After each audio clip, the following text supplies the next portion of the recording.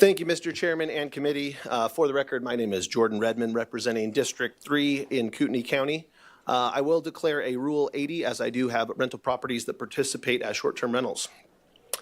House Bill 583 is legislation brought forth to clarify and strengthen protections for short-term rentals across our state.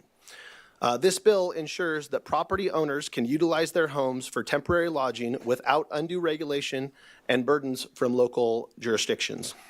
This legislation amends Idaho Code and prevents counties and cities from enacting ordinances that effectively prohibit short-term rentals while allowing reasonable regulations focused solely on public health, safety, and welfare. Many cities in our state have unfortunately been interrupting Idaho Code by way of allowing them to excessively regulate and require undue regulation for homeowners who choose to rent their properties or outright forbidding them from the rental market. Many Idahoans depend on this supplemental income they receive from renting their homes, and they believe that they should be protected from private property rights. This bill also affirms short-term rentals remain subject to general ordinances applicable for all residential properties, including governing noise, parking, nuisances, curfews, traffic, etc. This measure strikes a balance between fostering economic opportunity for Idahoans, particularly in the tourist-dependent communities, while maintaining neighborhood integrity. This has been a bill that's been worked on for several years, and I do believe this strikes a good balance. Mr. Chairman, I would ask that Max Pond could pop up and walk through the bill with the committee. Chairman Redmond, I think that's appropriate. Mr. Pond, please introduce yourself to the committee and make your presentation. All right, Mr. Chairman and committee, thank you. As was said, Max Pond with the Idaho Realtors. Happy to be here on behalf of our organization in support of House Bill 583. I'm sorry to rehash a little bit of what the chairman said, but I'm going to go ahead and do that anyway. House Bill 583 provides clarity and understanding not only for property owners, but for local jurisdiction. Current law states that neither a county or a city may enact or enforce any ordinance that has the express or practical effect of prohibiting short-term rentals. Current law also states that short-term rentals are classified as residential land use for zoning purposes. So what does this mean? Well, from the perspective of my organization and many of the property owners that are here in support of House Bill 583, it means this, that because these properties are currently classified as residential use in current statute, they can't be subjected to the overreach we're seeing across the state, forcing them to meet commercial standards and not residential use standards. So again, the question, Mr. Chairman and committee, is this: at what point do these regulations become a practical prohibition on short-term rentals?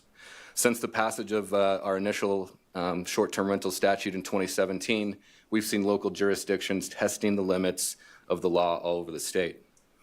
So when I say House Bill 583 provides clarity, here's what I mean. For local jurisdictions, this piece of legislation would allow them by ordinance to require an owner of a short-term rental to have a functioning smoke alarms in all sleeping areas. House Bill 583 would also allow a city or county by ordinance to require an owner of a short-term rental to have functioning fire extinguishers and carbon monoxide detectors on each floor. House Bill 583 allows a city or county by ordinance to require an owner of a short-term rental to have removable escape ladders in all sleeping areas with a window that is above the ground floor. This bill also clearly states that all short-term rental properties, their tenants are subject to all other county and city ordinances currently in place for noise, parking, nuisance, curfew, and traffic regulations. For property owners, House Bill 583 provides assurance, 100% assurance for property owners that local jurisdictions can't come in and compel you to remodel your house physically, meet commercial standards, or reconsider your investment altogether. Mr. Chairman and committee, House Bill 583 is a much needed piece of legislation that we urge you to send to the floor with a do-pass recommendation. Mr. Chairman, I do know we have several people signed up to testify on this piece of legislation, so I'd like to stop there. I can certainly come back up and and answer any questions if they arise. Committee, we do have several people signed up to testify, but I'd entertain questions at this time. Representative Harris. Yeah, thank you, Mr. Chair. Mr. Pond, just a quick, real easy one. The regulations that you just stated for short-term rentals, fire extinguishers, ladders, all that stuff, are long-term rentals subject to the same requirements currently? Currently, Mr. Pond. Sorry, Mr. Chairman. Representative, currently they are not. Thank you. Committee, any other questions at this time? Okay, if not, we're going to start, you can try to respect the order in which everybody signed up to testify, so we'll start moving through testimony. I'm sorry, Mr. Chairman. I believe I was supposed to turn over just a couple minutes to Ms. Melissa Radford, who's right up front here. Okay, that'll be fine. Ms. Radford, if you want to come on up, introduce yourself to the committee and make your portion of the presentation. Thank you so much, Mr. Chairman. Good afternoon, Chairman and members of the House Business Committee. My name is Melissa Radford. My husband, Jeremy, and I live in Coeur d'Alene. I'm a neonatal nurse practitioner, and my husband is a general contractor. We moved here from Oregon specifically because of Idaho's strong commitment to the Constitution, individual rights, and welcoming communities. We purchased an old neglected house near downtown Coeur d'Alene and spent 2 years renovating it. It is now a beautiful home that we enjoy sharing with visitors. We decorate our home at Christmas time. We keep it clean, safe, and attractive year-round for our neighbors and guests. We love our neighbors and improve our neighborhood by making it look better than we found it and improving the aesthetics and property values of the area. We also provide an option for visitors to Coeur d'Alene who want to stay in a home, not a hotel room. Instead of the Idaho we expected, we've seen city leaders turn our inherent property rights into revocable government favors, privileges to be granted or stripped away at their whim. They weaponize regulations against vacation rental hosts like us, branding us as threats and invaders, not as neighbors who contribute to the economy. They use inflammatory, dehumanizing rhetoric to justify burdensome, unconstitutional rules and punitive taxes. We've heard heartbreaking stories from hosts across Idaho, from Island Park to McCall to Sandpoint to Lava Hot Springs, being scapegoated for failed housing policies, facing de facto bans that crush the American dream and our love of sharing our beautiful state with visitors.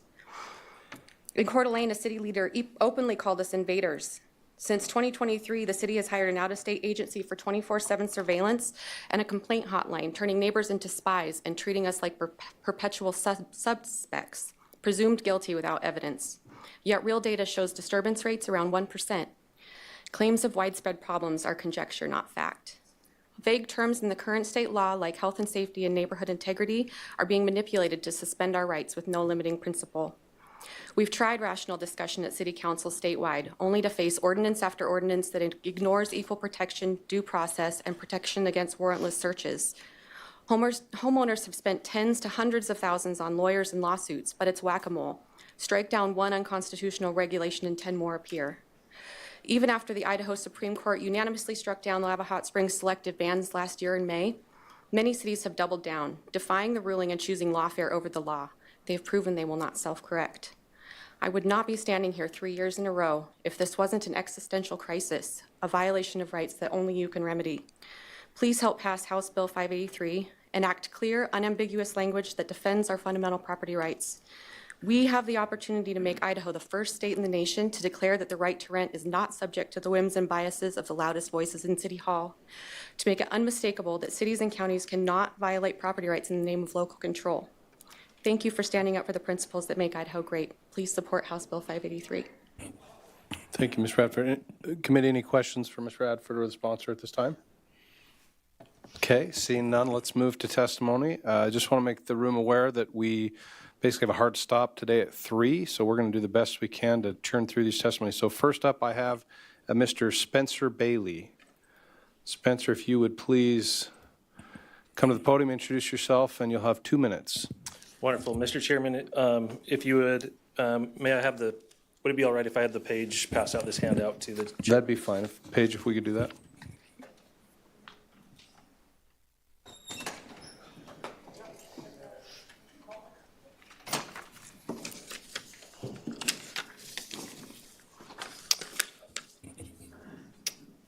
Chairman, members of the committee, thank you for your time. For the record, my name is Spencer Bailey, and I'm the current president of the Idaho Vacation Rental Association, and am in support of House Bill 583. I want to acknowledge that not everyone who wishes to testify today will even have that chance. I'm here speaking on behalf of more than 600 vacation rental owners and properties across Idaho, the vast majority of them small local operators who simply couldn't be here in person. While I represent our organization, I'm also here personally as a Bear Lake County resident and an Idaho homeowner. My wife and I live full-time in St. Charles, Idaho, and we raise alpacas, and we're rooted there. Vacation rentals are not just a speculative investment for us. They're how we stay. Agritourism and rentals made it possible for us to keep our land, employ locals, and share the place we love without leaving. Over the last decade, I've operated a small portfolio of locally owned homes, and I've worked directly with neighbors, county commissioners, and law enforcement. I've seen the issues that get discussed, and I've seen how truly low occurrence they actually are. This issue isn't about choosing between communities and property rights. In Idaho, we expect both. To be clear, I believe strongly in both property rights and accountability. Please note, noise, trash, parking, and safety concerns are real, and existing laws already address them. What concerns us is when regulation shifts from addressing behavior to restricting lawful residential use, and that balance matters. I want to share one real example. I'm a 2-time cancer survivor, and because of that, I started a nonprofit called Cabins for Cancer. Local homeowners donate the use of their vacation rentals so families facing late-stage cancer can come together and enjoy Idaho at no cost. Just 2 weeks ago, a father battling leukemia came with his family, and children and grandchildren gathered together. He unfortunately passed away during that stay. His family told us that time together was one of the most meaningful and sacred moments of their lives. That home wasn't a party home, it wasn't harming a neighborhood, and it was serving a human purpose that hotels and hospitals simply can't. We're not asking for special treatment, we're just asking for measured, fair policy. I urge you to support House Bill 583, and thank you for your time. Thank you, Mr. Bailey. Committee, any questions for Mr. Bailey? Seeing none, thank you. Oh, Mr. Veely, go ahead. Representative Veely. Mr. Chairman, Mr. Bailey, I appreciate our discussion we had Friday, and I will reiterate that this is a topic I'm really struggling with, but I really appreciate some of your stories. I wonder if you'd be willing to share the story of what you did with your sewer system, i.e. your septic system, for your unit that houses up to 82 guests. Yes. Mr. Bailey. Thank you, Chairman. Thank you, Representative Veely.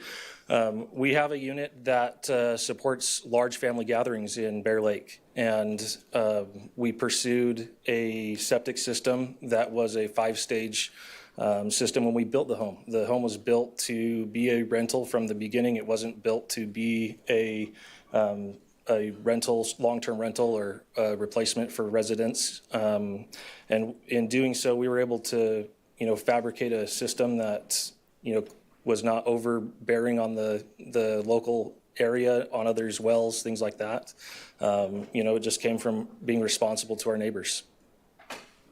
Follow up, Representative Veely. Go ahead. Mr. Chairman, Mr. Bailey, again, you put in a system, I can't remember if planning asked that you do that when you worked with the county planning?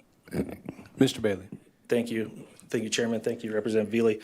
Yes, it was at request of the county that we would put in a system that could support that large of a group. So, yes. Follow up again? Another question, Mr. Chairman. Go ahead, Representative Veely. So also, one of the challenges that we're having is we're sitting there finding ways to fund counties. Some counties I know are charging short-term rentals a fee or something like that. The counties are somewhat burdened with the inability to come up with some of the funding that we have. I've been speaking with the fire district in Bear Lake County. They are running out of money. They don't have a way to fund it. We have, as being a Bear Laker, we have a lot of building going on in there, and they really don't have the funding coming in.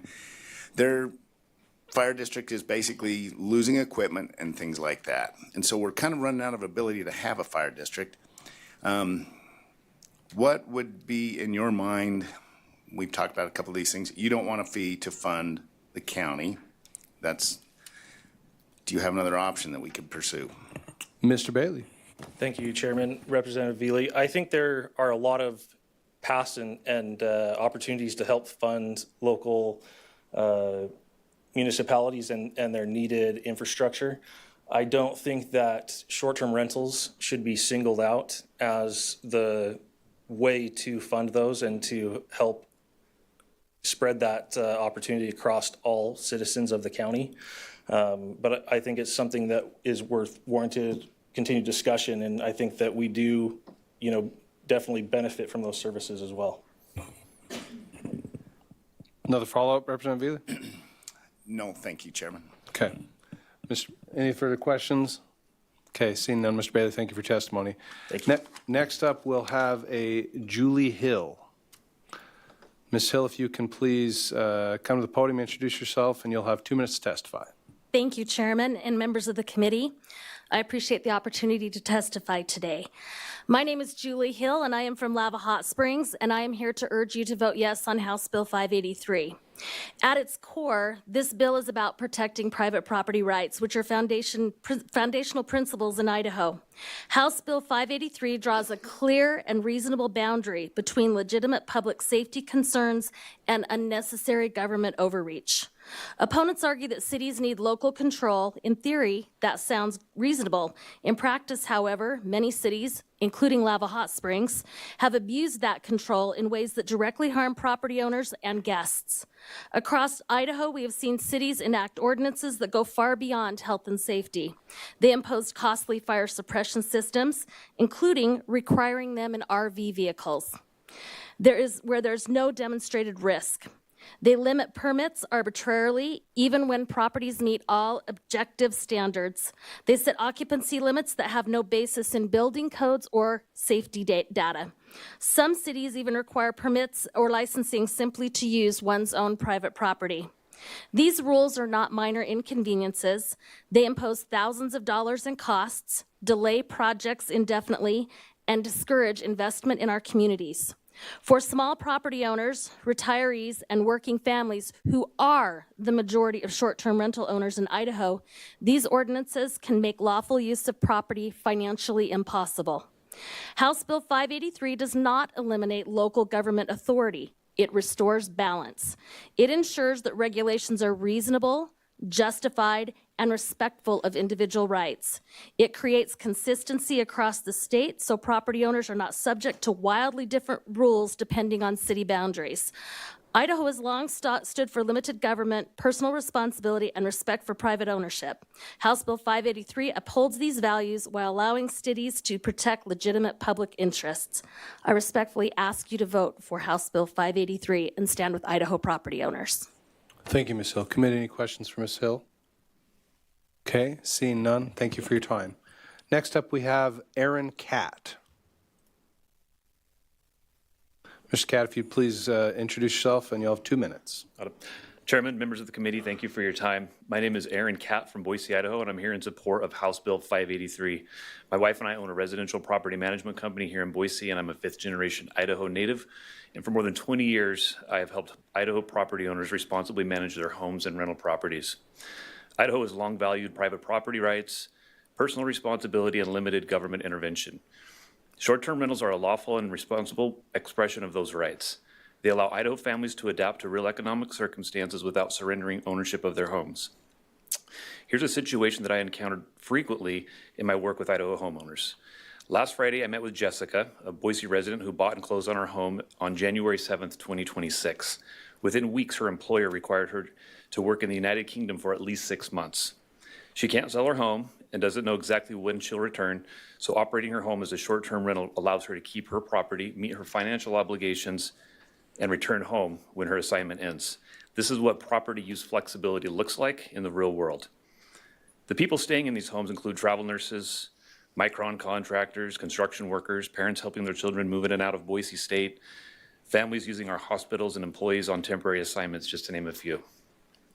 They spend money locally, they support Idaho businesses, and they pay state and local taxes through the same lodging and sales tax systems as hotels. Short-term rentals are not corporate takeovers of neighborhoods. They're overwhelmingly owned by Idaho residents who live here, vote here, and care deeply about their communities. What House Bill 583 asks for is simple. It asks for short-term rentals to be treated the same as any other residential property or lawful rental use without proxy rules and regulations that create more problems than they solve. Local governments already have nuisance safety and enforcement tools to address bad actors. Broad restrictions on lawful property use are unnecessary and risk undermining fundamental property rights. Idaho's housing challenges are real, but they are driven by supply constraints, zoning limitation, construction costs, and not by responsible short-term rentals. I urge you to support House Bill 583 and to uphold the values of Idaho's values of fairness, property rights, and practical governance. Thank you, Mr. Catt. Committee, any questions for Mr. Catt? Okay, seeing none, thank you for your time. Next up, I have a Christy Martin. Christy, Ms. Martin, if you'll please come to the podium, introduce yourself, and you'll have 2 minutes to testify. Chairman, committee members, thank you for your time. My name is Christy Martin. I'm a wife, a homeschool mother of 4 here on a field trip today, and a small business owner. I'm here today because decisions about short-term rentals directly affect my family's future. We are not at a stage in life where we can simply start over. What we've built through our small business is how we provide stability, security, and opportunity for our children. Property rights matter because our families, like mine, are the foundation of our future. I respectfully ask you support House Bill 583. My family's Airbnb is not a corporation, an investment fund, or a large-scale operation. It is a small family-run business that allows us to pay our mortgage, plan for the future, and provide long-term stability for our children. This is not extra income, it's essential income. Short-term rentals allow families like mine to build something sustainable without starting over every time the rules change. At this point in our lives, losing the stability would not mean pivoting to another opportunity. It would mean losing years of hard work. Our guests are not just vacationers. We host nurses, micron workers, construction crews, plumbers, electricians, and other trade professionals who come to our community. These are people building homes, repairing infrastructure, and keeping our economy running. Short-term rentals provide them with safe, practical housing that hotels often cannot.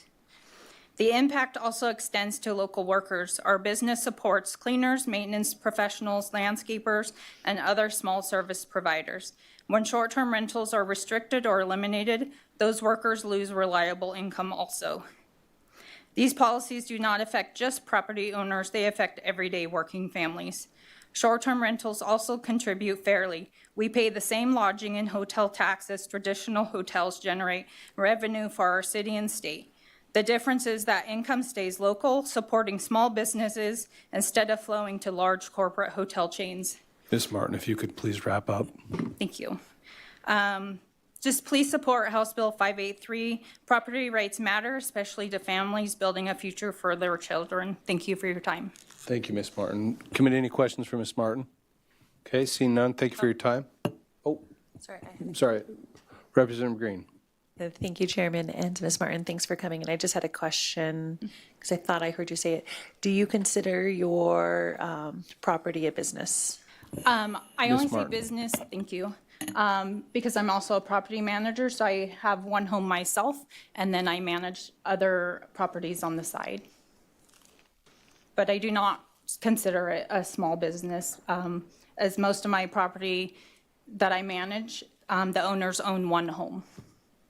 Thank you, Ms. Martin. Appreciate your time. Next up, committee, we have Gregory Irvine. Mr. Irvine, if you'll please come to the podium, introduce yourself for the record, and you'll have 2 minutes.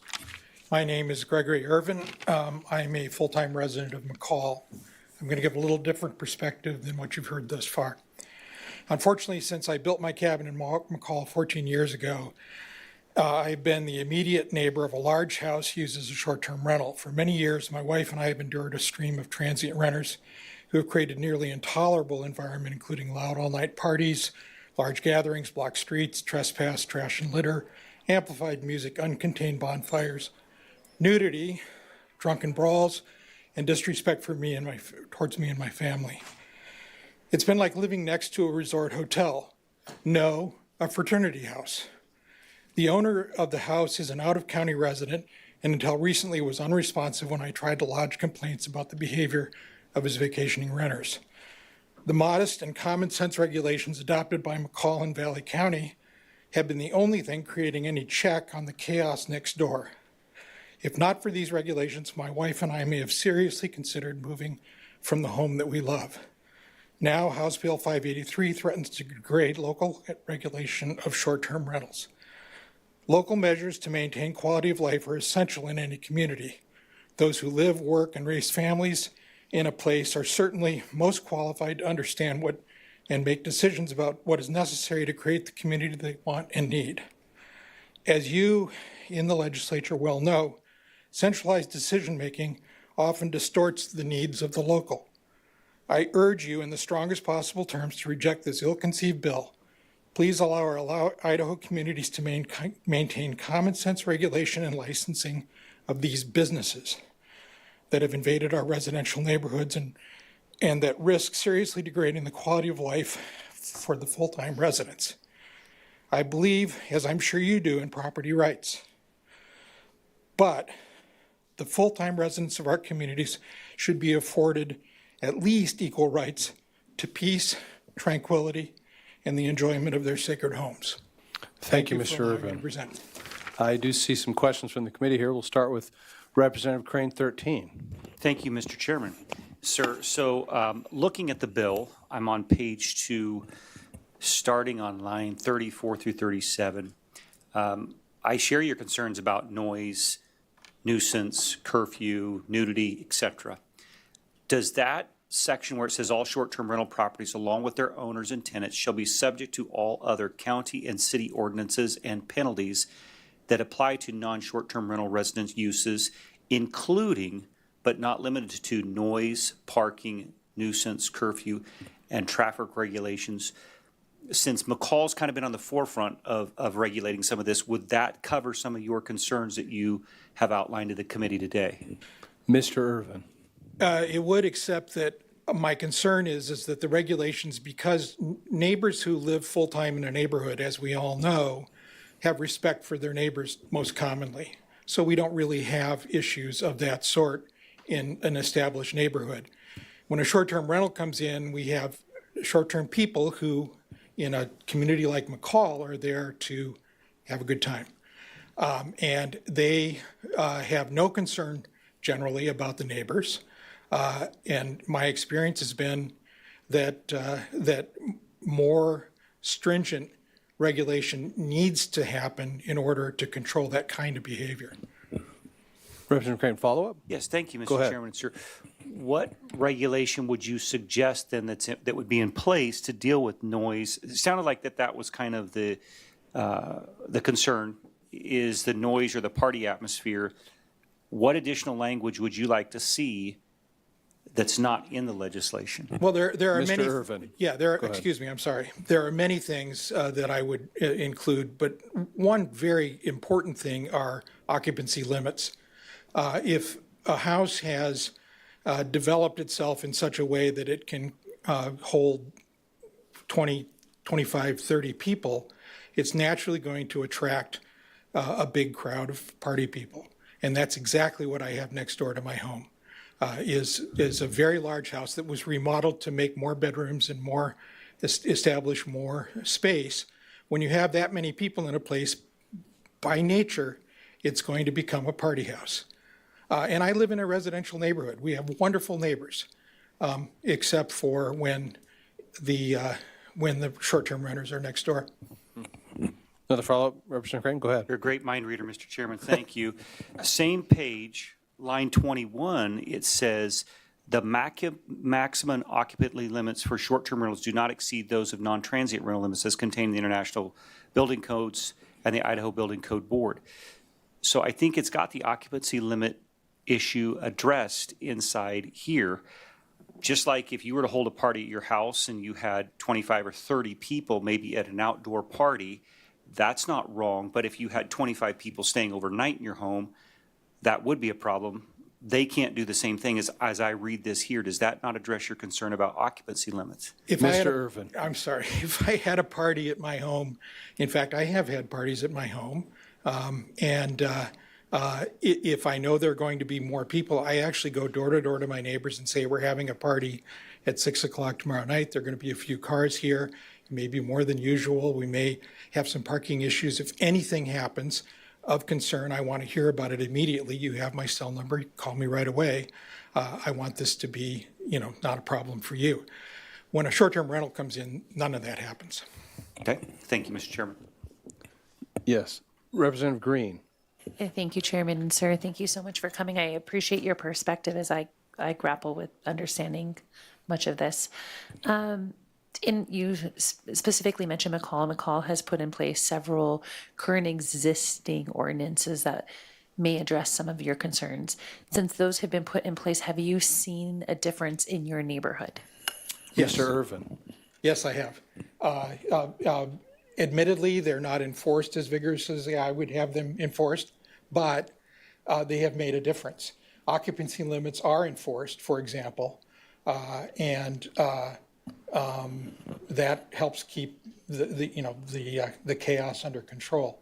I said, as a long-term resident of my neighborhood, I'd rather not have to deal with some of what I deal with, but I am willing to, make accommodation. Follow-up, Representative Green? Yes, thank you, Chairman. I do Go have ahead. a follow-up. So I'm interested in understanding how occupancy limits are enforced. Can you expand on that? And before you go there, because I want to speak to some of the other things.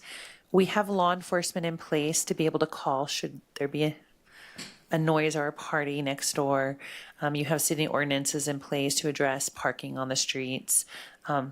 The occupancy piece is the one I'm trying to wrap my head around. So can you tell me how that's enforced? Mr. Irvin. Excuse me, a lot of that has to do with how it's advertised in the short-term rental sites, Airbnb, VRBO, and so on. Occupancy limits are discussed and thereby enforced. Is it always perfect? Absolutely not, but at least it helps. Okay, committee, I see no further questions. Mr. Irvin, appreciate your time. Thank you. Committee, our next testimony is virtual. We're going to try to connect with a Christine Moon.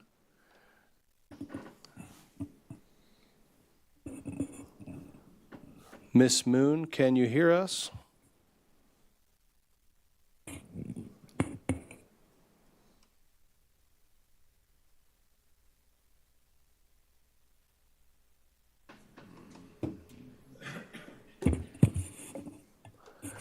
All right, we're going to pretend that's not a technical error and say that Miss Moon could not connect. So we're going to try now to connect with Josie Gray.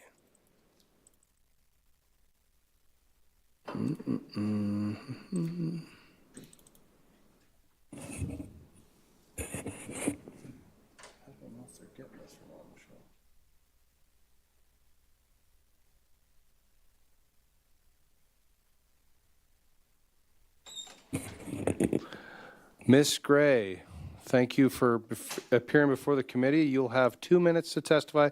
Please introduce yourself for the record. Thank you. Chairman, members of the committee, my name is Josie Gray, and I'm a resident of Driggs, Idaho, and my husband and I own 2 properties.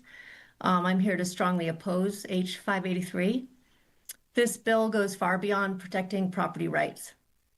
It strips Idaho cities and counties of nearly all the tools they need to manage these short-term rentals, even when local residents and elected officials clearly ask for help. It's important to remember that every homeowner and every long-term resident has property rights, not just the short-term rental owners. The rights of one group should not erase the rights of everyone else to live in a safe and stable neighborhood. I am not against short-term rentals. My husband and I own our home and 2 rental properties. One is a long-term rental for a local working couple, and the other provides a short-term rental or seasonal workforce housing. I understand the value of flexibility, and I support tourism. But I also see the real impacts on our community when STRs saturate entire neighborhoods. Last year, I was going door to door with a local elected official, and I saw just how dramatic those impacts have become. On many streets, a surprising number of homes in Driggs were dark and empty, used mostly as short-term rentals. It did not feel like a neighborhood anymore. We spoke with one elderly woman who moved into her subdivision when it was first built, full of families and neighbors who looked out for one another. She pointed to the homes on both sides of her and several across the street, nearly all now short-term renters. She told us that she often feels lonely and sometimes unsafe because she never knows who will be next door and no longer has the comfort of familiar neighbors she can rely on. So local governments need the ability to protect residents like her. They need to respond to housing shortages, neighborhood stability, and quality of life concerns in ways that fit our community. This bill takes that ability away. It is overly restrictive, out of balance, and it undermines the very character of Idaho's small towns. For these reasons, I urge you to reject this bill. Thank you. Thank you, Ms. Gray, for your testimony. Committee, any questions for Ms. Gray? Okay, seeing none, thank you for coming before the committee, and we'll move now to Daniel Murphy, who's here in person. Mr. Murphy, if you will please take your place at the podium, introduce yourself for the record, and you'll have 2 minutes. Sir, could I pass this around, please? Paige, if we can get that.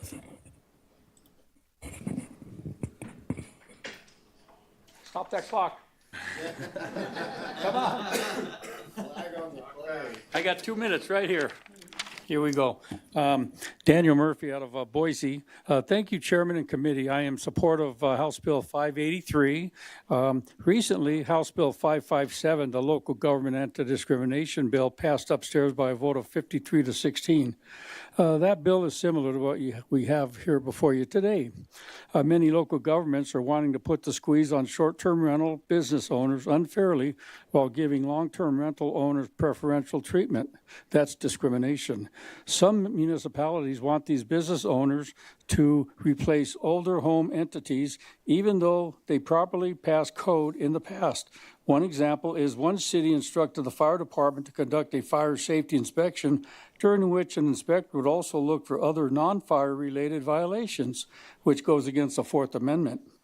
Renting a short-term rental is like renting a Uber in that both the rider and the driver can give reviews. Short-term renters can give reviews for their stay as well as owners for their renters.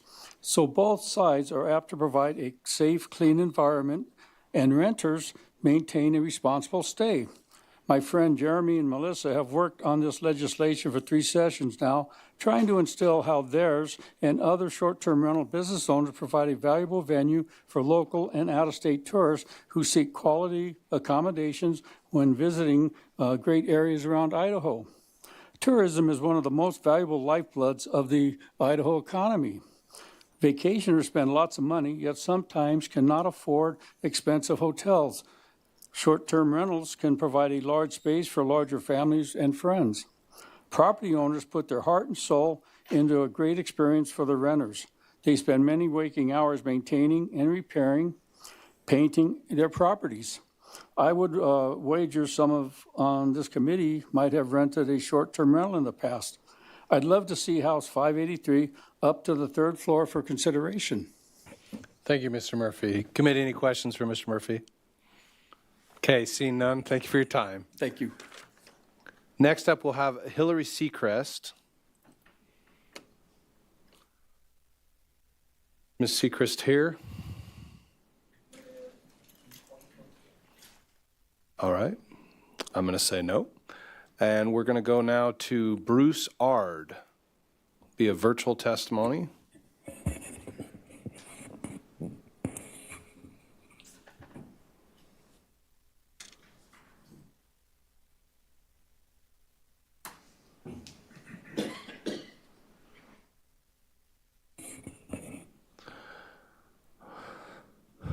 Mayor Ard, thanks for appearing before the committee. If you'll please introduce yourself for the record, you'll have 2 minutes. My name is Bruce Ard. I am a licensed realtor. I also own short-term rentals, but I'm also the mayor of Island Park. So I look at this thing from several different ways. Some of the problems that I have with this bill is that when it talks about, especially in Island Park, we have some vacation rentals that were set up as weekend cabins years and years ago. They've been purchased and now they're short-term rentals. And it talks about, you can't require sewer systems, but we have a lot of problems going on that they are polluting the water, and we have bad water to some of these cabins, and we have people that are sick and show up at the clinic here, and those things, this kind of locks that out, and that's a bad problem for everybody concerned. I went out and got grants. We're spending $10 million to fix in one of the areas that's actually in the city because of problems like this. So there's a lot more to this than a lot of people realize. I'm not against short-term rentals. I own one. And, I think when they're properly done, but part of the problem is just what was given in the testimony before that, they overload them and there's too many people allowed into some of them, and the systems were never set up to be that way. Anyway, I see some problems with it. For that reason, I think that a better bill could be drafted, and this isn't really a good bill for any of the, at least the recreation, the portions of the state. Thank you, Mayor Ard. Committee, any questions for Mr. Ard? Okay, seeing none, appreciate your time, Mayor Ard, and we're going to move now to another virtual testimony from Roger Miller.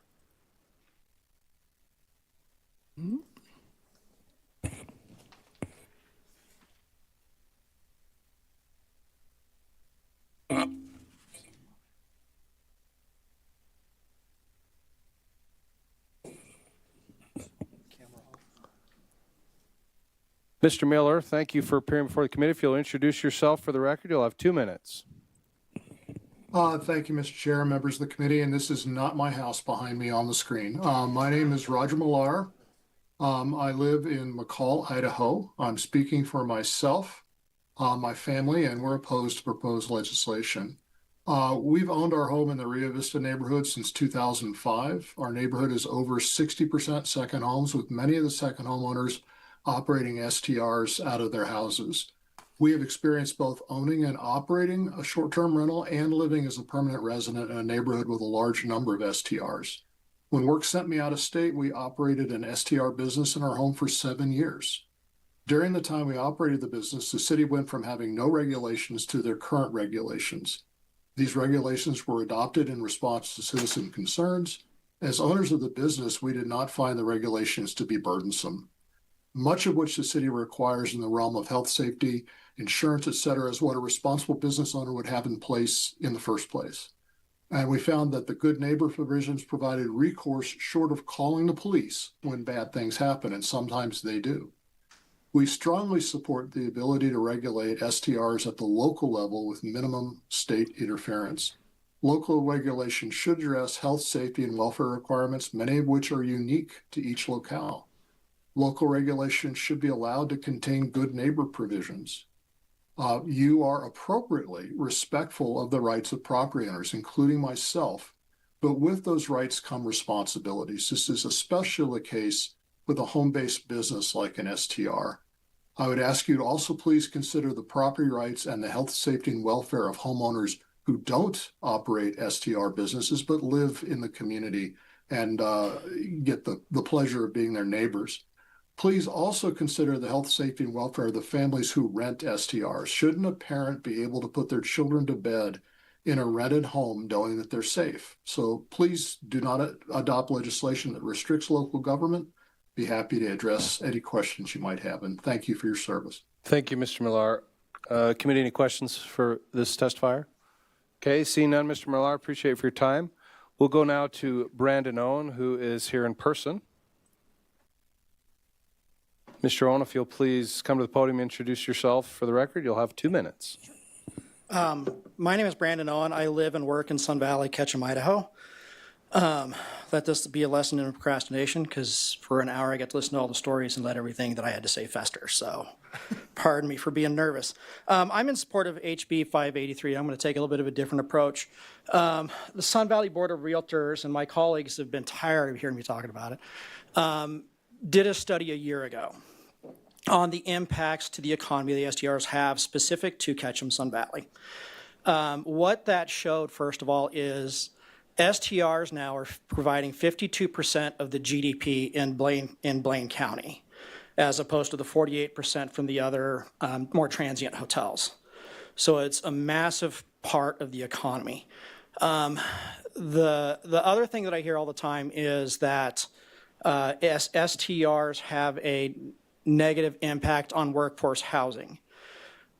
This isn't a unique problem in Ketchum, Sun Valley. I grew up there. I remember my parents having that conversation around the dinner table. now I'm involved in it.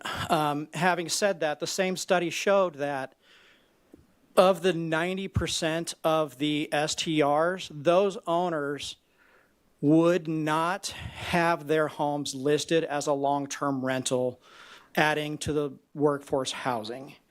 It would sit there. It would sit there open, empty, nothing. Because when you're an owner and you do a long-term rental, you are committing not to go to your vacation spot for the next year, 2 years, whatever it is. So it's not going to impact that. That's kind of that's why I'm in support of House Bill 583. Thank you, Mr. Owen. Committee, any questions for Mr. Owen? Okay, seeing none, appreciate your time. Sure. We will move now to Heather Stainer.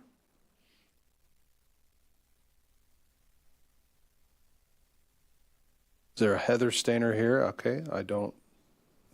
I was like, oh, okay.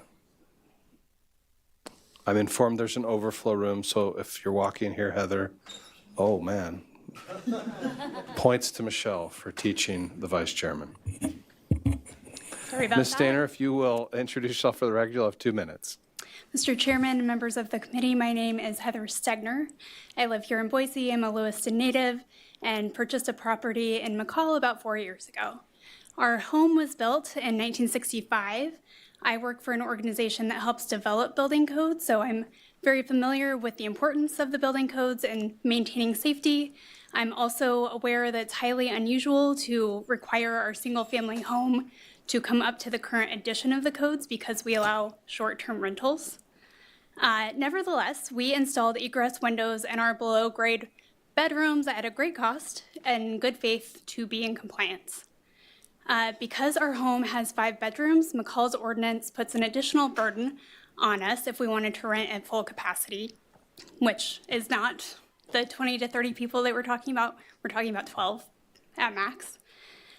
We would be required to pay $3,200 to be in consideration for a conditional use permit or CUP, ask our neighbors for permission to use our home as an STR, and then appear before the city council for final permission. It is my understanding that they have allowed one of these CUPs. Nevertheless, it's a very small amount. These onerous requirements are clearly out of step with the legislative intent, but have unfortunately been upheld by a district court for lack of more specific statutory language. House Bill 583 would clarify the Idaho legislature's intent on requiring reasonable regulations of STRs and would alleviate the overly burdensome regulations we have experienced. I'm happy to comply with regulations. I do ask that they make sense, and I ask for your support. Thank you. Thank you, Mrs. Stegner. Representative Harris. Yeah, thank you, Mr. Chair, for a question. Go ahead. Ms. Stegner, you mentioned code compliance, right? So electrician, I live in the code world, right? So under current state law, an older home is not required to be brought up to current code standard. No. Is that required for short-term rental? Mrs. Stegner, go ahead. Sorry, not used to this. Chairman, Representative, yes, that is part of what we experienced. Because 4 of the 5 bedrooms were below grade, in order to use those as bedrooms, we needed to put the egress windows in, which, like I said, we did. Okay, committee, any other questions for Ms. Stegner? Seeing none, Ms. Stegner, appreciate your time. We'll move now to the next testifier, a Chris Cargill. This will be a virtual testimony.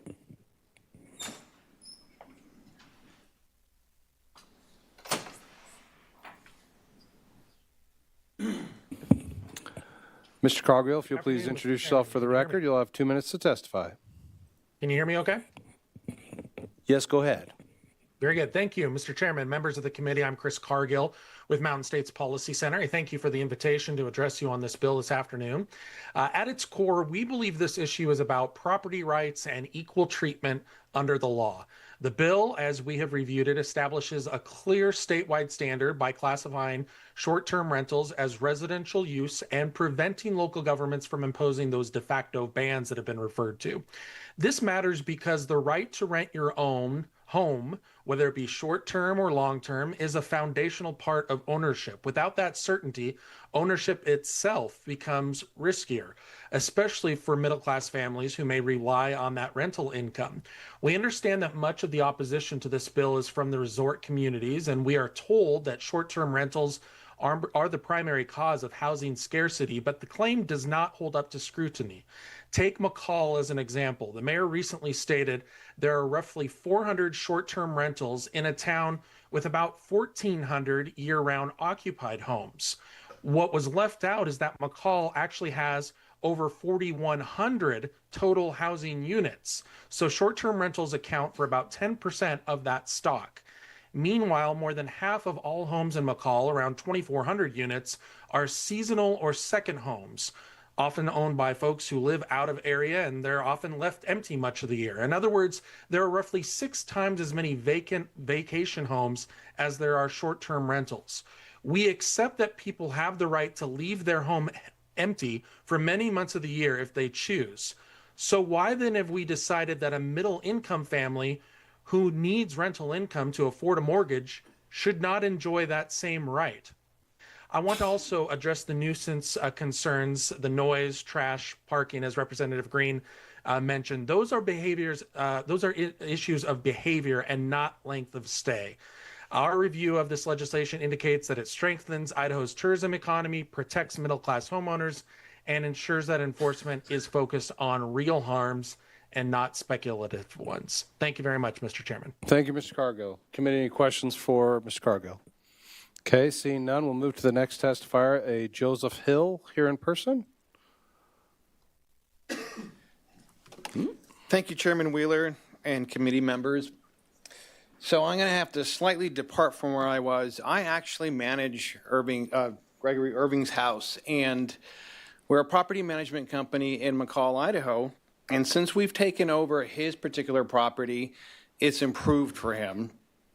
And we've heard that said otherwise.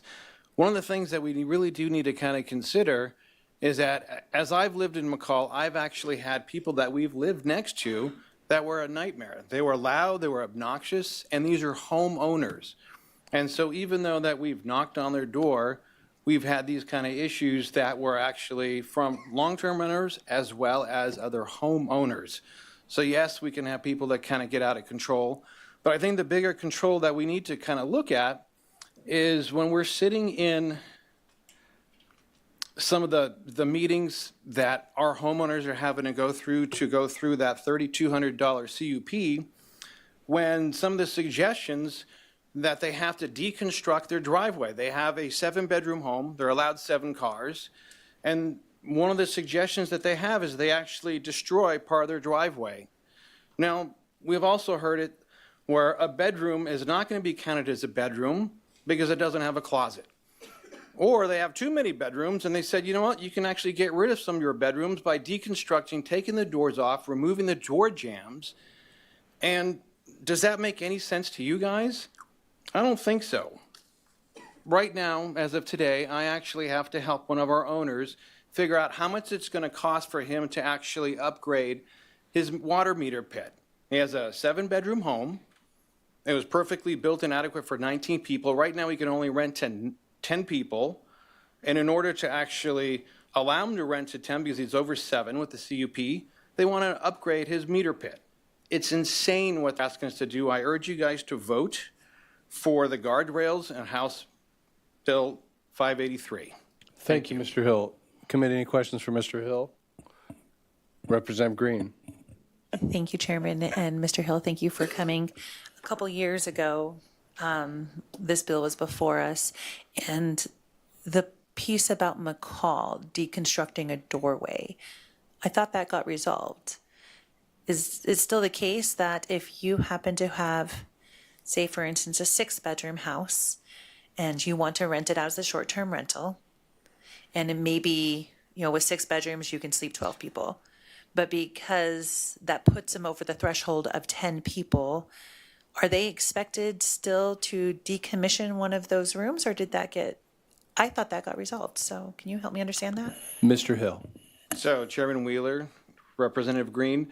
They did discuss that, and they kind of backpedaled on that after we personally, sitting in there, said that's just absurd. So my wife and I actually kind of pulled them back, but these are the kind of thinking that they do.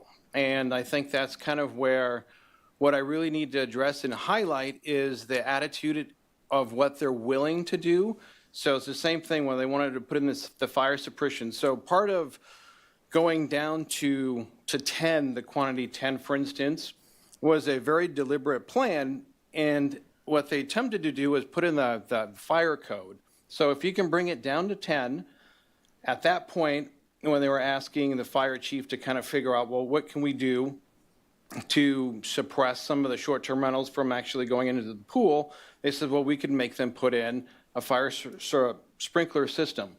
So between my wife and I, we managed to prevent them from actually deconstructing bedrooms, putting in the fire suppression systems, and same thing with the closet where they were demanding that, you can't use this as a bedroom because it doesn't have a closet. We fought back on that.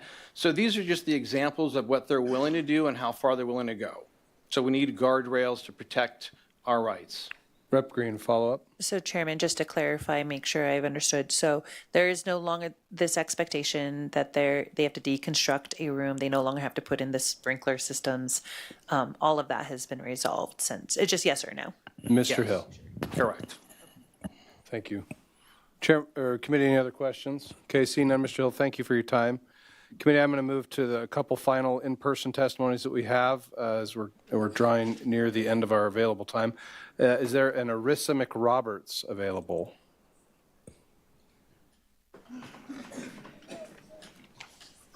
Ms. McRoberts, if you'll please introduce yourself for the record, you'll have 2 minutes. Thank you. My name is Arissa McRoberts. I serve on the Idaho Vacation Rental Association Board. I am a realtor in the state of Idaho. My husband and I own a property management company that manages short, mid, and long-term rentals throughout the Treasure Valley. Being entrenched in real estate, working with all types of residential properties every day, we see firsthand the short-term rentals are not fundamentally different from any other rental. They operate in the same neighborhoods. They use the same infrastructure, and they are subject to the same expectations around noise, parking, safety, and respect for neighbors. The length of stay alone does not change the nature of the property or the impacts on a community. I had prepared a statement, a longer statement about government overreach, community control, and it was well written. It was logical, and I still stand behind it. However, after this weekend, I just have an example that I wanted to give you. We gathered to mourn the loss of a deeply loved woman at a funeral, a family member of an honorable Idaho judge. And yet, in one of the most painful memories of their lives, there was nowhere for them to all simply be together. Instead, we were confined to a hotel room in a busy town, trying to grieve in the place that never stops moving. I want you to picture this for a moment. Hallways filled with strangers, families hiding their faces, their tear-streaked faces, children running door to door, no place for a grieving group, dogs barking through walls, loud traffic and noises outside while hearts were breaking inside. And after a night of little sleep and little space to grieve, hoping for a little bit of rest before the funeral, we were being woke suddenly at 9 a.m. by pounding on the door, housekeeping, asking if we were ready to have the room cleaned, now rushing to dress and check out before 11. All I could think of was this. This is not how people should have to mourn. I found myself wishing that this family had a large home to rent for the weekend, a quiet home in a neighborhood where no one was rushing them along, a living room where tears didn't have to be hidden, a kitchen where food could be made, and a dining room where hands could be held and stories could be shared without interruption.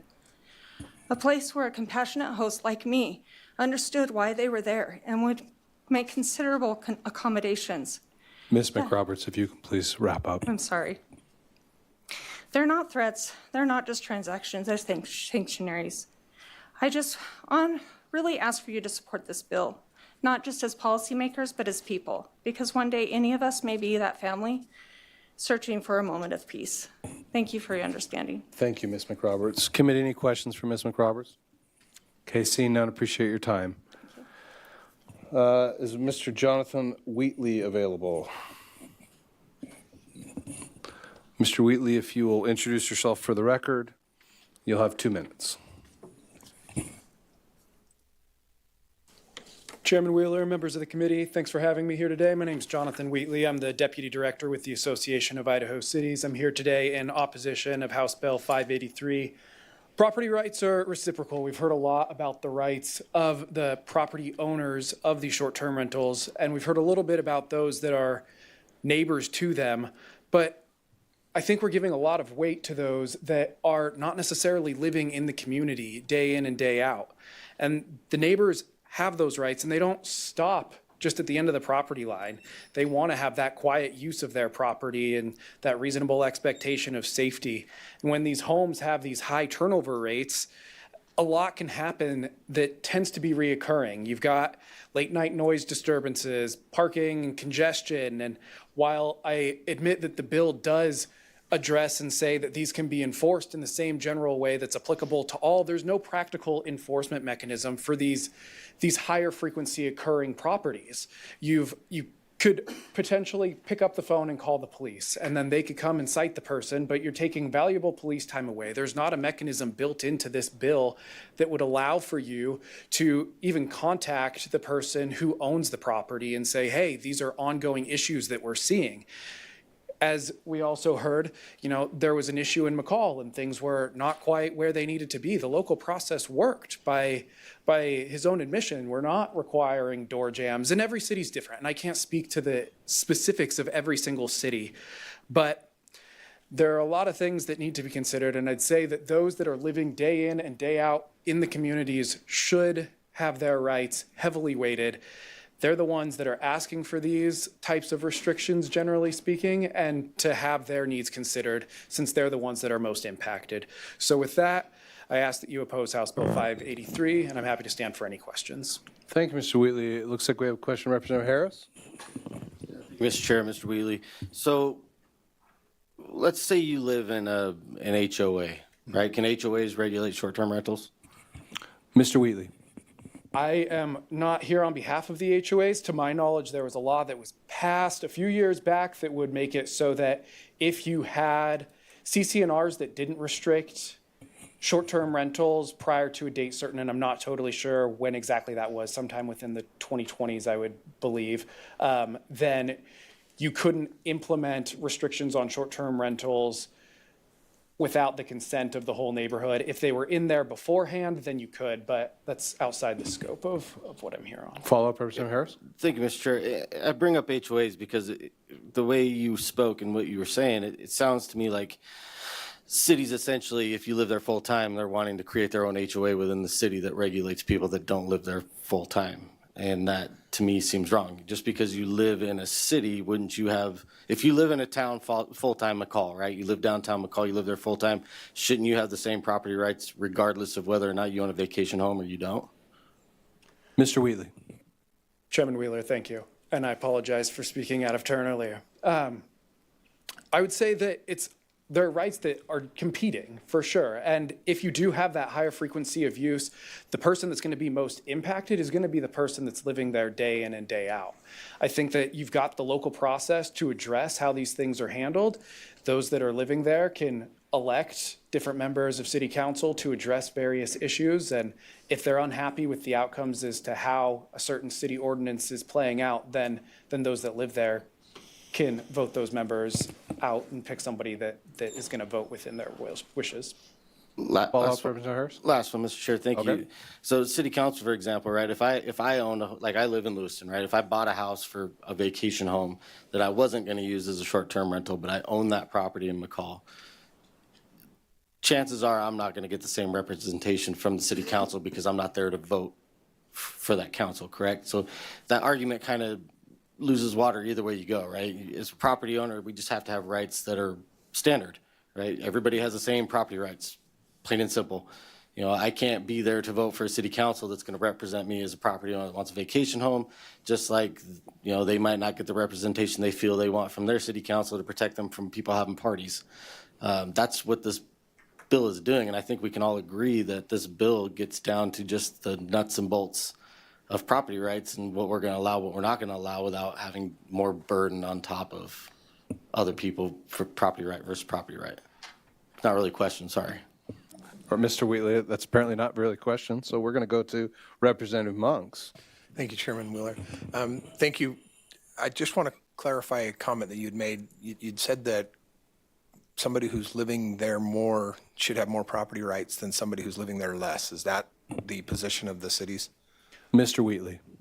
Chairman Wheeler, Representative Monks, my position is that those that are there in the community that are most impacted should have their weight or their needs weighted. And I would say that there should be some pretty heavy consideration to those that are impacted by the noise and by the frequent disturbances that do happen.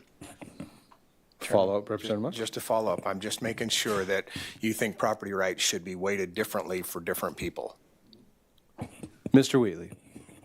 Chairman Wheeler, Representative Monks, I do think that those that live in the community should have their needs addressed.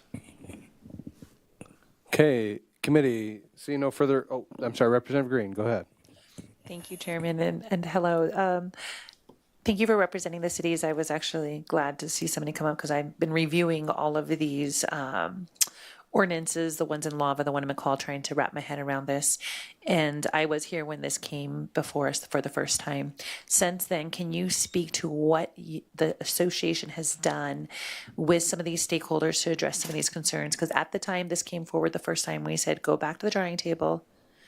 There's a lot of concerns. This is a very tough decision. What have you guys done to mitigate some of the concerns that were brought up from some of these stakeholders in the last couple of years? Mr. Wheatley. Chairman Wheeler, Representative Green, thank you.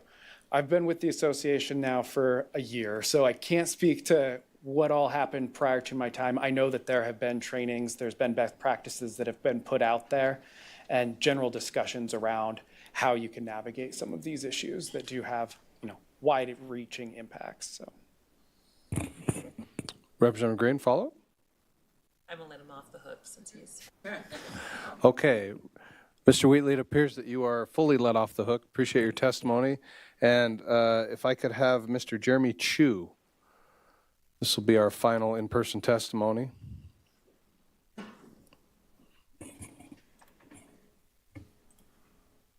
Mr. Chu, if you'll please introduce yourself to the committee, and you'll have 2 minutes. Thank you, Mr. Chairman, members of the committee. My name is Jeremy Chu with the law firm of Givens Persley, representing Airbnb. I just wanted to very quickly address some of the questions that were raised today and hopefully answer some additional questions if there are any additional questions. But very quickly, with respect to Representative Veely's comments on the fire district, I think it's really from a public policy perspective, not the most appropriate to single out a particular section or entity or industry because there's an issue with respect to fire districts generally.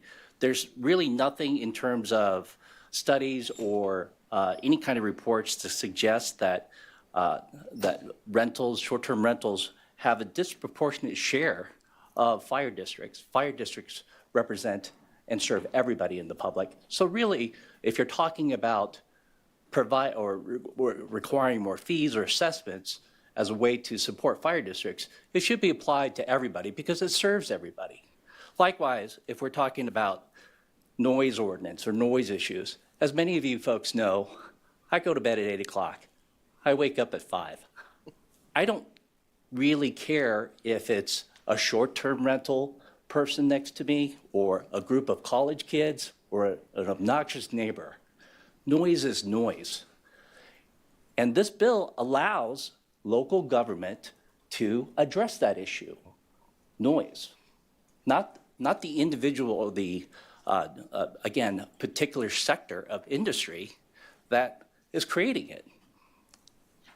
That's just the bottom line of what this bill does. If it's troublesome and bothersome with respect to the noise, then it should apply to everybody.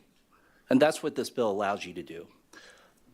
Lastly, Ms. Stegner's testimony with respect to occupancy is particularly compelling. I believe in McCall, you're talking about requesting a CUP for 10 people or more. With respect to the amount you have to charge, and just the process in itself. From How Mr. many- Chu, if you could wrap up, please. That's right. Thank you for that. I apologize. The only other point is that most people actually have to hire a lawyer to get a conditional use permit, and that's untenable. With that, I'll open myself to questions. Committee, any questions? Representative Cornelius. Thank you, Mr. Chairman. Question for Mr. Chu. Since you represent the industry, can you tell me where there's vacation rentals that are managed by property management companies? If there were a complaint late evening, middle of the night, could they call property management, or do they have to count, if in Valley County, do they have to call the sheriff? Mr. Chu. Mr. Chairman, Representative Cornelius, I believe both options are open.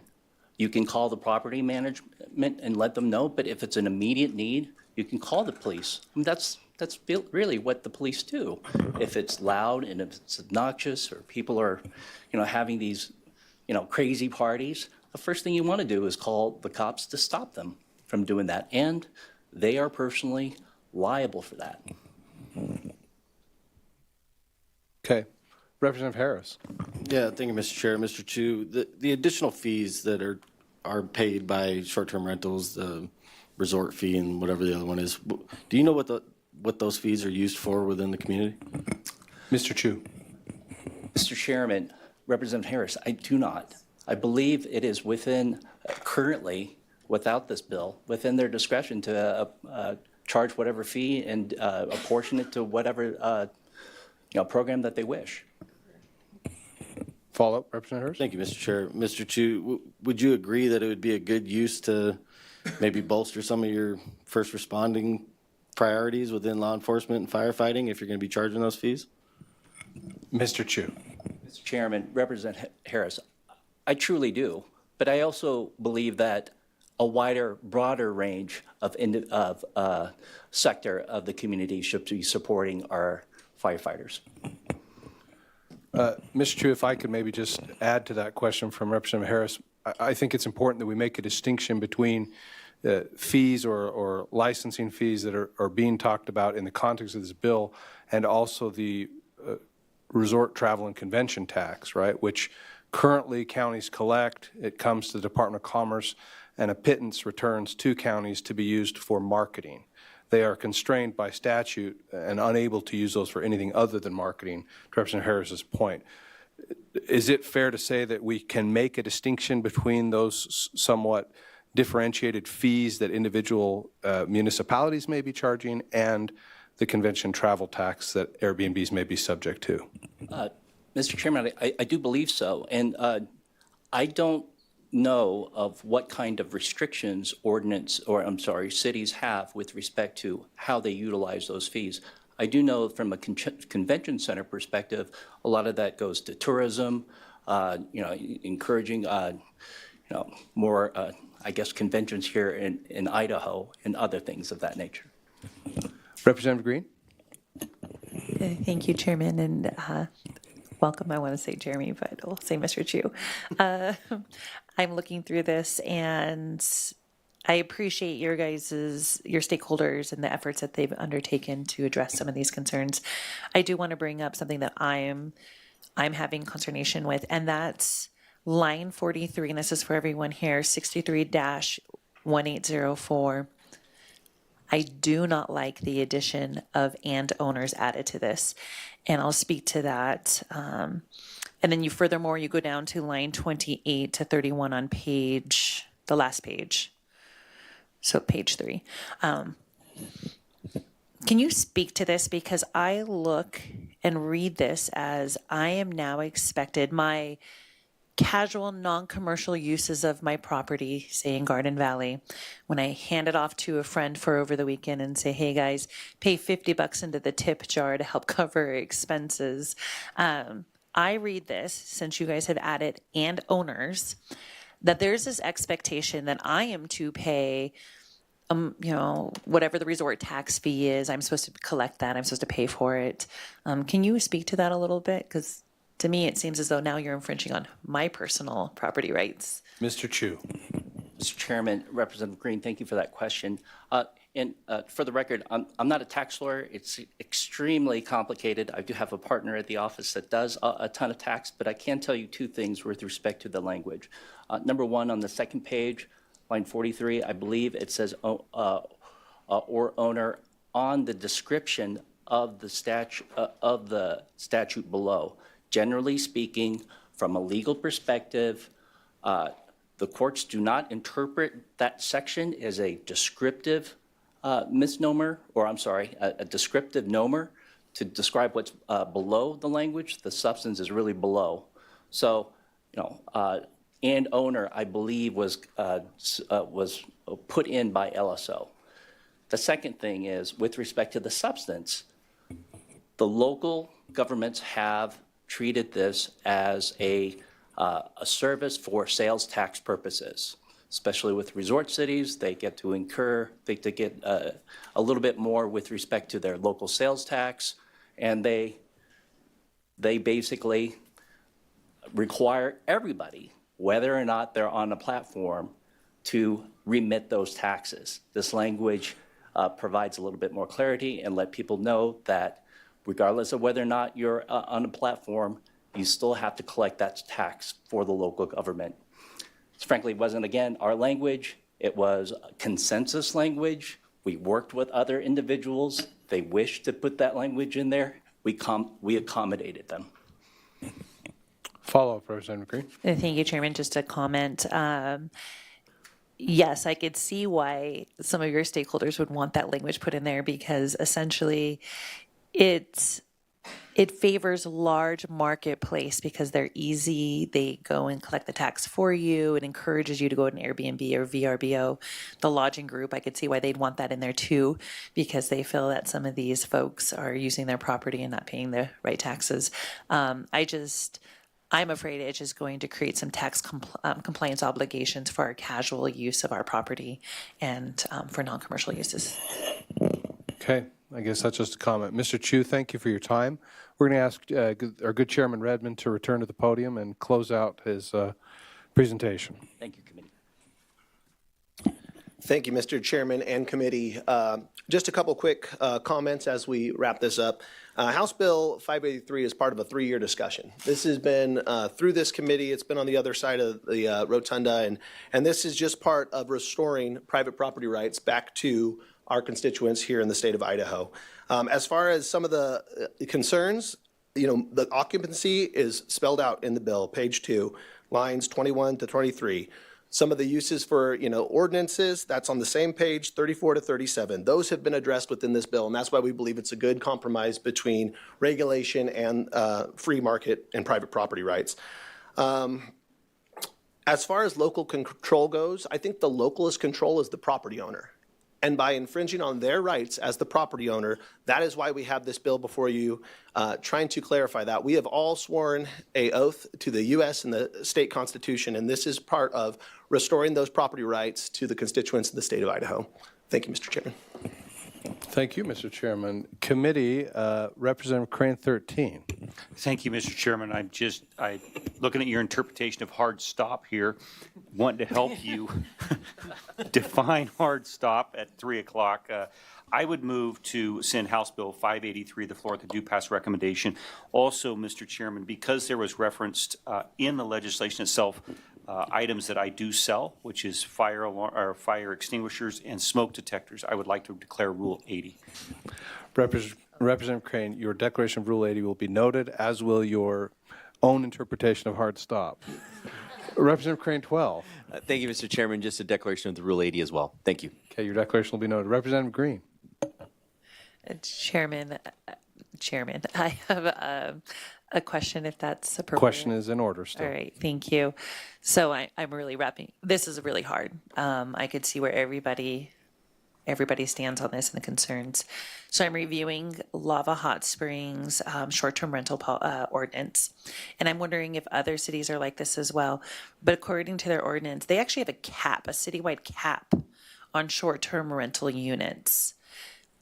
Does McCall, Coeur d'Alene, all these other communities, do they also have a cap, or is this special to Lava?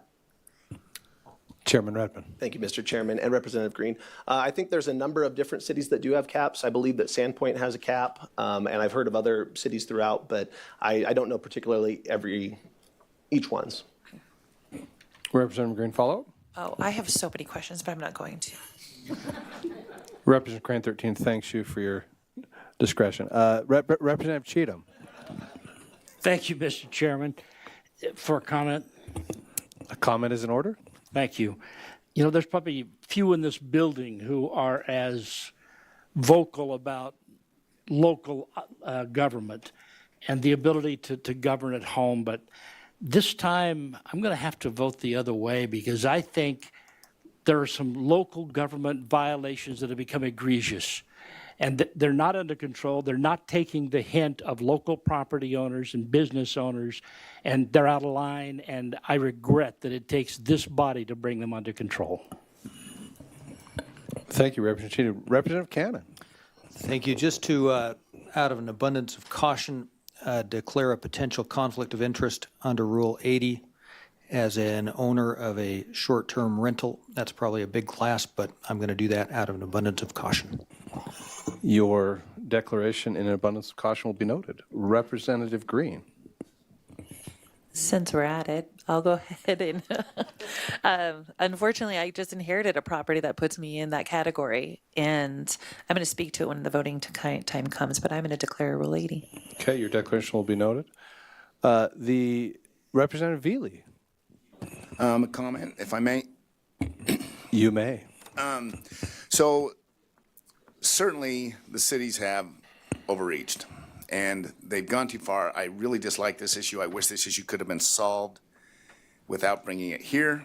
And I think it's rather unfortunate that we have to deal with it here. I feel there's a couple elements of this bill that overreaches. On the other side, I'm very concerned about sewers. I'm very concerned about very high density occupancy that can be going to a single 1,000 gallon septic tank and then down to like 60 feet of domes. What I think we will see into the future is that this committee will, in probably 3 or 4 years, have instances where somebody's going to have their domes that have overflowed because they've had 30 to 40 occupants through the summer, and they're going to show little streams of sewage that is flowing into somebody else's property. Or they're going to show that my well now has has nitrate issues or something like that. I would think that we could have some element, I would like to see some element of at least dealing with the sewage for an occupancy that way.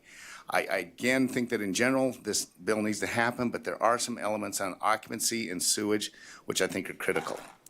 As far as looking at an area like Bear Lake, which quadruples their population in the summertime because of all the people that come in, there could be a reason that those entities which enable that to happen might bear some responsibility to help with the first responder issue. I don't know what that answer is, but we have to deal with that because I have a county right now that cannot deal with their first responder issues. And I'm just looking for some way to deal with that. If it's not through some sort of lodging tax or something like that, how else do we deal with it? Thank you. Thank you, Representative Veely. Representative Birch. Thank you, Mr. Chairman.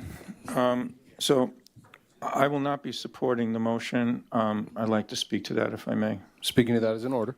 So I have a feeling this is probably going to be the single most difficult bill that I'm going to have to vote on because, and I reserve the right to cast a different vote on the floor of the House after hearing debate on the floor of the House and maybe talking to some people between here and then. But here's where I'm at. The most difficult decisions, I think, are when you're trying to balance the valid rights of two different parties that are in conflict with each other. And the balance that we have to strike here are the valid individual rights of a business owner with the rights of the individuals that live next to that business. And this clearly is a business issue because it's in the business community, not the local business committee, not the local government committee.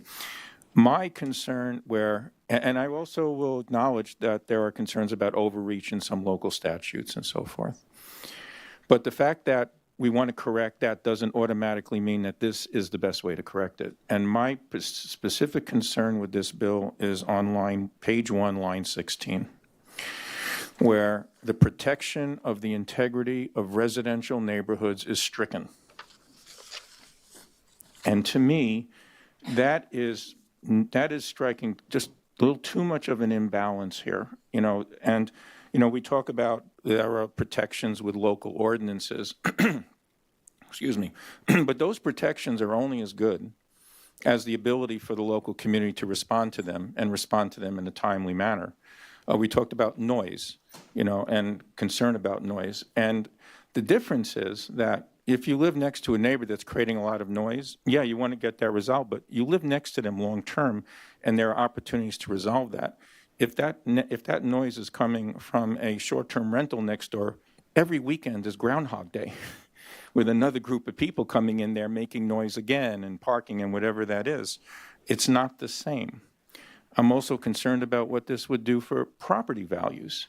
You're trying to sell your home, and next door, or maybe two, on either side of your house, are short-term rentals.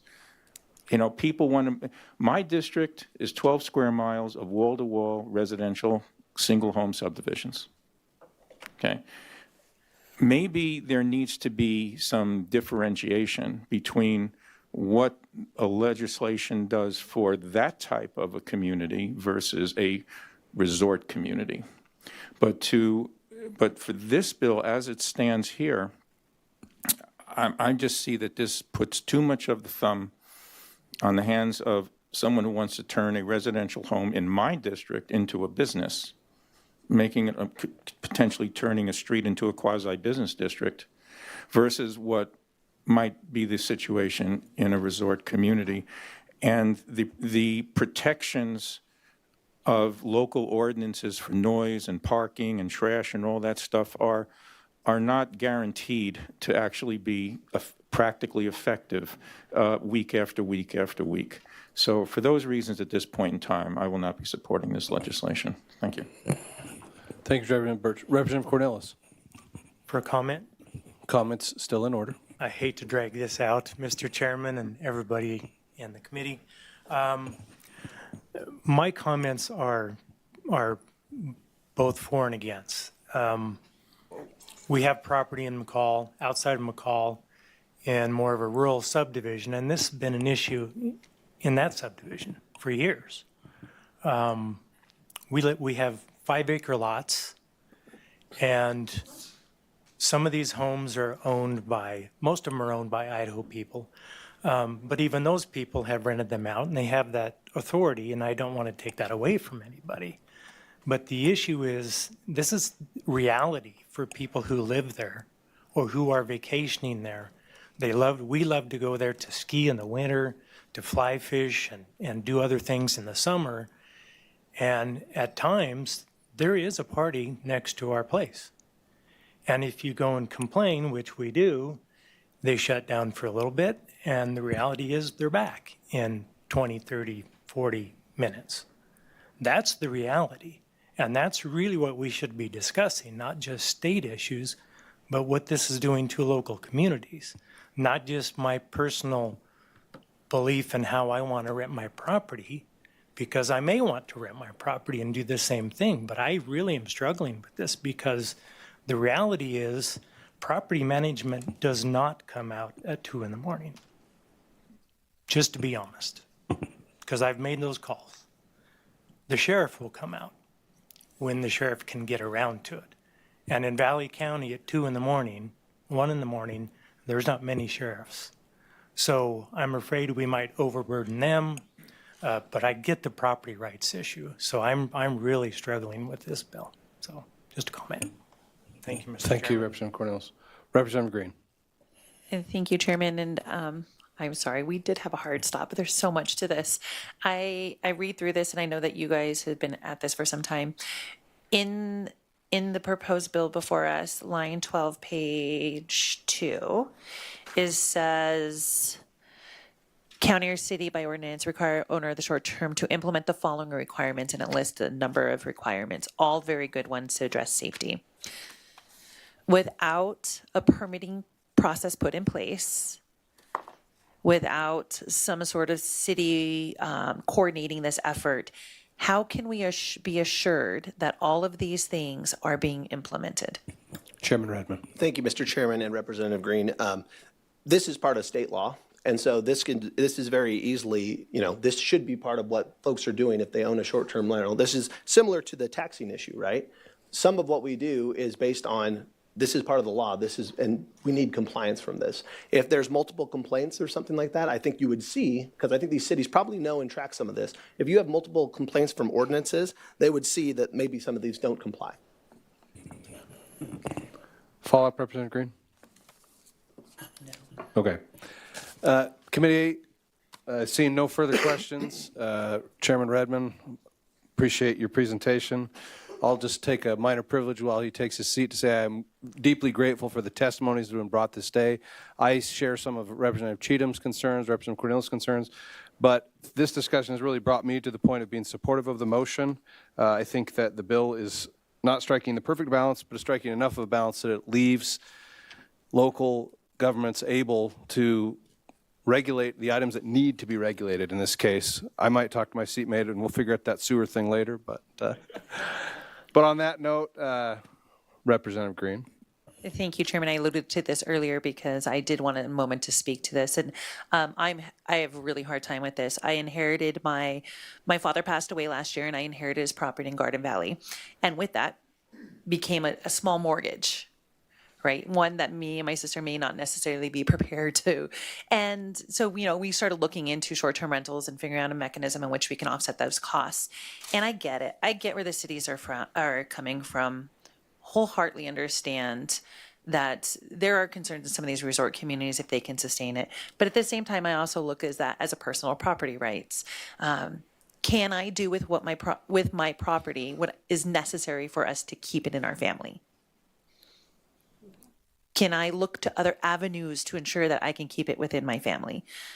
When I look to some of these ordinances put in place, Lava Hot Springs being one of them, restrictions on how many short-term rentals could be allowed in that community, I think it applies to Coeur d'Alene. Then I look into some of these other forced to install $100,000 worth of upgrades. As a property owner of a home that I just inherited, if that was the case for me and my sister trying to keep our property, I don't know how we could afford it. And then furthermore, a lot of people I know who are purchasing properties. I know somebody who purchased property in Sun Valley because they wanted to eventually retire there. They're working right now, but they purchased it in preparation for, and they rent it out accordingly because they want that to be their retirement home. So their forethought is, I'm going to make this investment because I'm going to move there. But if we had these same applications of percentage allowed, they wouldn't be able to do that. And therefore, their dream of retirement is going to be limited. Wholeheartedly agree with the cities. I wish you guys have actually just resolved this outside of this room and didn't put us in this predicament. We asked you years ago to go and do it. For that, I will be supporting this. I think that there's a balance that needs to be made. I'm feeling it. But then again, I'm not the only one. There's so many more families out there who are in the same position. Okay. Committee, we have properly before us a motion to send House Bill 583 to the floor with a due pass recommendation. All those in favor say aye. Aye. Any opposed? Would you wish to be recorded? Okay. Motion carries. With that, I will return the gavel to our good Chairman Redmond. Thank you, Mr. Vice Chair. Committee, that concludes our business. We stand adjourned.